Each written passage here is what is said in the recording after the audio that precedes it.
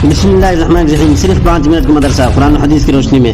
14 شعبان المعظم اسلامی تاریخ. حضرت سراقہ بن مالک رضی اللہ عنہ. حضرت سراقہ بن مالک رضی اللہ عنہ مکہ مکرمہ کے قریب قدید نامی گاؤں کے رہنے والے تھے.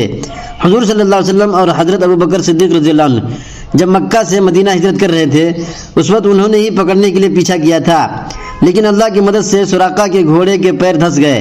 انہوں نے حضور صلی اللہ علیہ وسلم سے معافی مانگی. آپ صلی اللہ علیہ وسلم نے معاف کر دیا اور فرمایا اس وقت تمہارا کیا حال ہوگا جب تم کسرا کے کنگن پہنو گے. سراقہ نے حضور صلی اللہ علیہ وسلم کے پیچھا کرنے والوں کو روکنے کا وعدہ کیا اور واپسی میں تمام کفار کو بہانہ بنا کر روک دیا. جب اس کا یقین ہو گیا کہ حضور صلی اللہ علیہ وسلم اور ابو بکر صدیق رضی اللہ عنہ مدینہ پہنچ گئے ہوں گے تو لوگوں کو اپنا واقعہ بتایا. ابو جہل ان پر بہت خفا ہوا. حضرت سراقہ ایک اچھے شاعر تھے. برجستہ انہوں نے شعر میں جواب دیا کہ اے ابو جہل، اگر تو میری جگہ ہوتا تو تجھے معلوم ہو جاتا کہ محمد صلی اللہ علیہ وسلم ایک سچے رسول ہیں جن کے پاس کھلی ہوئی نشانی ہے، ان کی برابری کون کر سکتا ہے. جب مکہ فتح ہوا تو حضرت سراقہ نے حضور صلی اللہ علیہ وسلم کی خدمت میں حاضر ہو کر اسلام قبول کر لیا. حضرت عمر رضی اللہ عنہ کے زمانے خلافت میں کسرا کا خزانہ آیا تو انہوں نے حضرت سراقہ کو کسرا کا لباس، تاج اور کنگن پہنائے.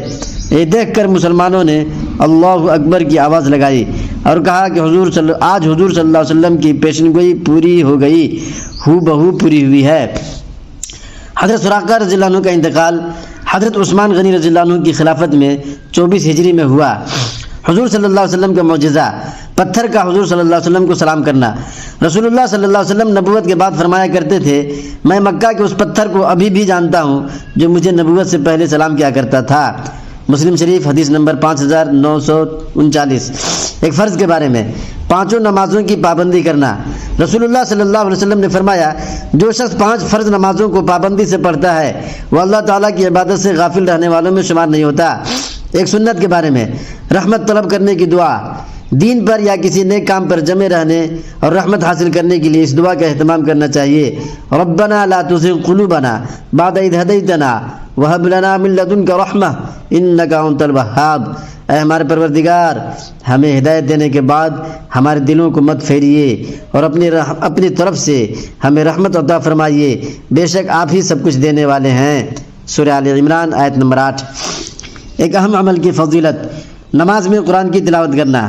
رسول اللہ صلی اللہ علیہ وسلم نے فرمایا نماز میں قرآن شریف کی تلاوت بغیر نماز کی تلاوت سے بہتر ہے، اور بغیر نماز کی تلاوت قرآن سبحان اللہ، اللہ اکبر کی تسبیح پڑھنے سے افضل ہے. سبحان اللہ اور اللہ اکبر کی تسبیح صدقہ سے افضل ہے، اور صدقہ روزے سے افضل ہے، اور روزہ جہنم سے بچنے کی ڈھال ہے. ایک گناہ کے بارے میں حرام چیزوں کا بیان.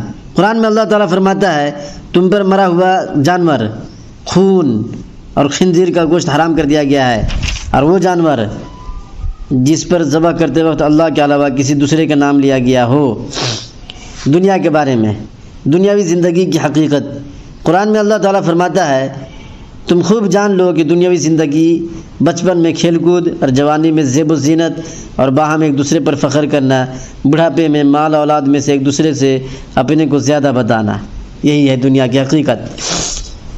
آخرت کے بارے میں جنت کی عمارت. رسول اللہ صلی اللہ علیہ وسلم نے فرمایا جنت کی عمارت 1 اینٹ چاندی کی ہے اور 1 اینٹ سونے کی ہے، اور اس کا گارا خالص مشک ہے، اور اس کی کنکریاں موتی اور یاقوت ہیں، اور اس کی مٹی زعفران ہے.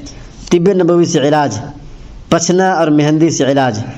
رسول اللہ صلی اللہ علیہ وسلم سے جب کوئی سر میں درد کی شکایت کرتا تو آپ صلی اللہ علیہ وسلم فرماتے کہ تم پچھنے لگواؤ، اور جب کوئی پاؤں کی درد کی شکایت کرتا تو فرماتے تم مہندی لگاؤ. نبی پاک صلی اللہ علیہ وسلم کی نصیحت. رسول اللہ صلی اللہ علیہ وسلم نے فرمایا 3 گناہ ایسے ہیں جو سب سے پہلے وجود میں آئے، لہذا ان سے بچو. نمبر 1 تکبر سے بچو، اس لیے کہ تکبر ہی نے شیطان کو حضرت آدم علیہ السلام کا سجدہ کرنے سے روکا تھا. نمبر 2 حرص، لالچ سے اپنے آپ کو بچاؤ، اس لیے کہ حرص ہی نے حضرت آدم علیہ السلام کو درخت کے پھل کھانے پر ابھارا تھا. نمبر 3 حسد سے بچو، اس لیے کہ آدم علیہ السلام کے ایک بیٹے نے دوسرے بیٹے کو حسد میں قتل کر دیا تھا. ابن عساکر جلد نمبر 40 صفحہ نمبر 49.